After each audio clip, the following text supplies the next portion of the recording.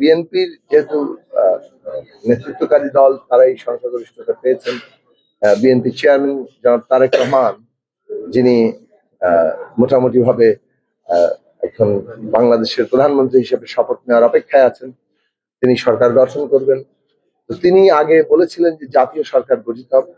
এক্ষেত্রে আমরা বিএনপির প্রস্তাব কি সেই জিনিসটা নিশ্চয়ই আমরা জানতে পারবো, এবং আমাদের দিক থেকে আমরা দলগতভাবে বসবো এবং আমরা সিদ্ধান্ত গ্রহণ করবো যে আমরা আমাদের পদক্ষেপগুলো কি নিব।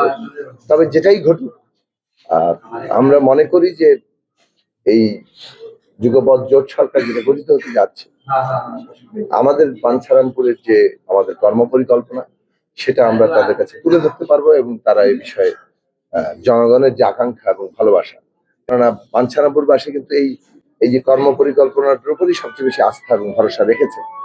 সেটা বাস্তবায়ন করার ব্যাপারে বাঞ্ছারামপুরবাসীর যে চাওয়া এবং তার যে আকাঙ্ক্ষা, সেইটা আমরা সরকারের কাছে তুলে ধরবো এবং আশা করি যে আমরা আমাদের দাবিগুলোকে, আমাদের কর্মপরিকল্পনাগুলোকে আদায় করতে এবং বাস্তবায়ন করতে আমরা সরকারের কাছ থেকে সর্বাত্মক সহযোগিতা করব।